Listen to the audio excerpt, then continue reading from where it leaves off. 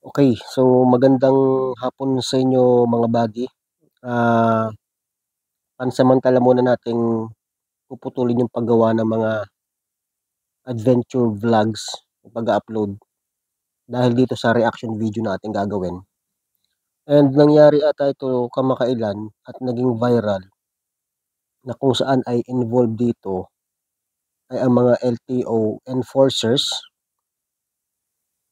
at isang nakamotor na lalaki.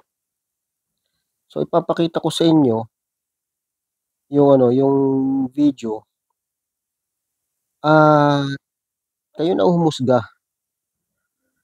Sa panahon kasi natin ngayon, ito ay napapansin ko sa bagong Pilipinas.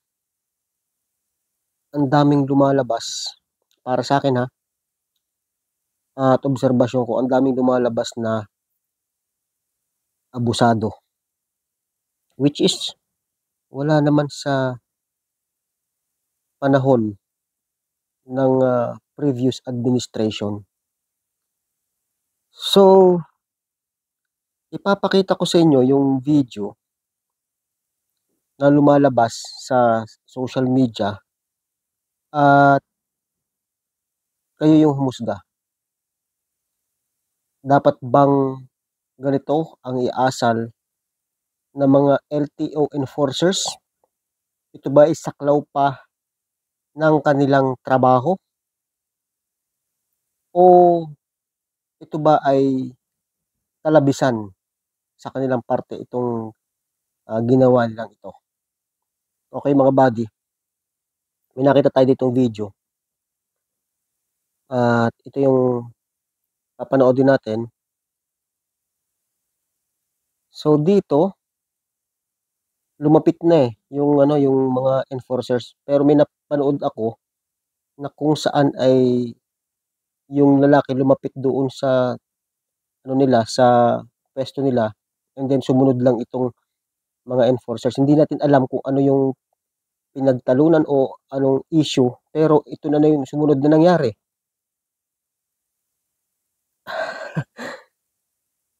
Kasi hindi na sana ako gagawa ng ganitong video mga buddy. Pero nung makita ko yung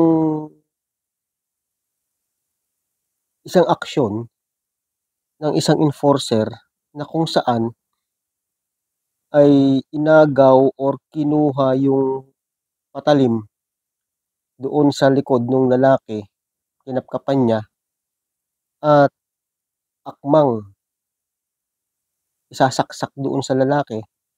Medyo medyo hindi ako naging kampante dito sa nangyaring ito. Parang gusto kong magsalita.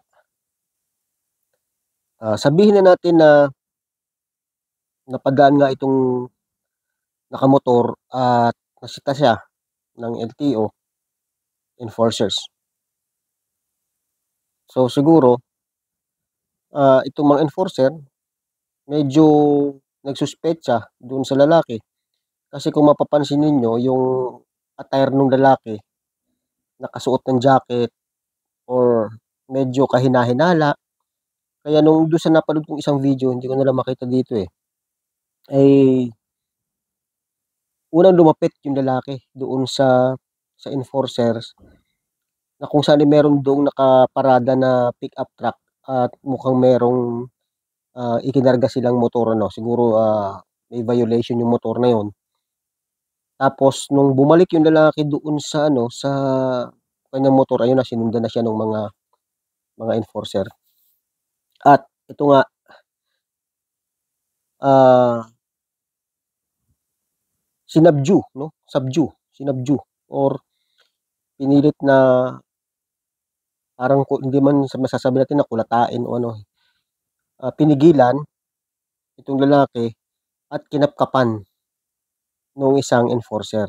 So ang tanong ko, at ito sagutin ninyo yung rin itong mga buddy, saklaw pa ba ng mga LTO enforcers yung ganito, nakapkapan ang isang tao kapag napadaan sa checkpoint nila. 'Di ba, sa pagkakaalam ko, lisensya lamang yung puwedeng hingiin nila doon sa tao at saka yung mga dokumento nung kanilang sasakyan o ng motor. Pero sa pagkakataong ito, 4 na enforcer ang nagtulong-tulong at yun nga, kinapkapan kinapkapan nung isa at nakita na may patalim sa likod at doon yung umagaw ng patalim, yung kumuha ng patalim na yun,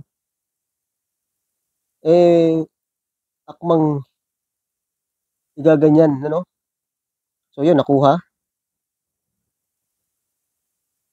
at pagkatapos nun ay ano na, hinedlock na, hinedlock niya.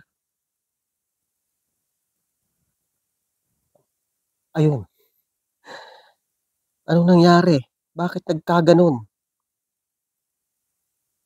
Screenshot. So kita niyo yung way nung paghawak niya ng patalim, yan ang correct way nung paghawak ng patalim. Hindi yung nasa loob yung ano, yung talim kundi na palabas. Kahit na sabihin natin na ano, kahit na sabihin natin na dala ng emosyon, my God, LTO enforcer sila eh. Hindi nga nila trabaho yung mga kap ng mga dadaang tao. Ang kailang hingin lang nila ay yung lisensya at saka yung dokumento ng sasakyan. Pero bakit dito? Ano sila, pulis?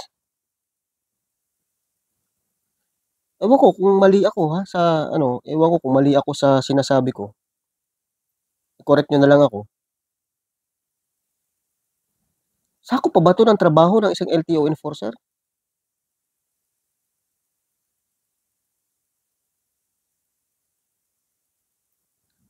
Kung sa akin mangyari yun, hindi ko alam kung anong gagawin ko. 4 sila, nag-iisa ako. Pero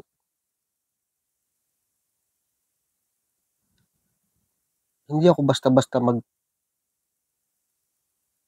hindi ako basta-basta na tatahimik lang. And hopefully, mabigyan ng aral itong mga tinamaan na magaling na mga enforcer na 'to. Hindi sila karapat-dapat sa kalsada.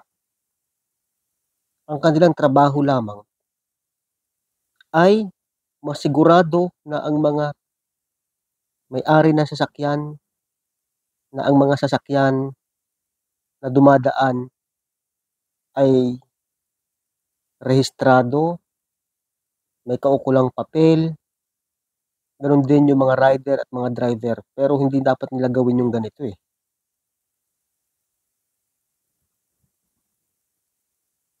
So sana magbigay leksyon ito sa iba pang mga LTO enforcers, mga LTO enforcers na nangaharang sa kalsada.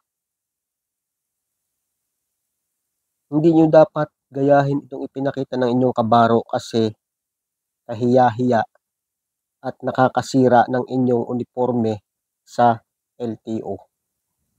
Wag na wag po ninyong gagayahin itong ganito. 4 sila, nag-iisa yung pobreng matanda na ayon nga dito sa napanood ko ay kapatid ata. Kapatid ng mayor, kung hindi ako nagkakamali.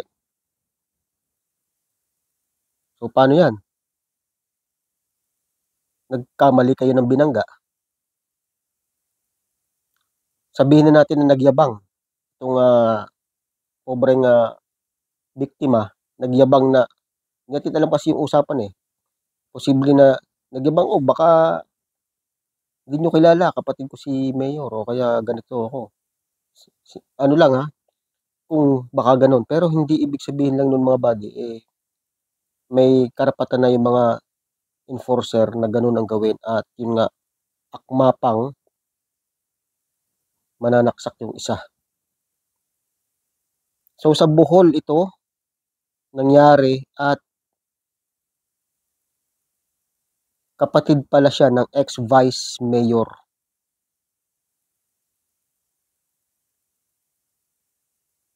Bagong Pilipinas o Bigong Pilipinas. Kayo na lang humusga.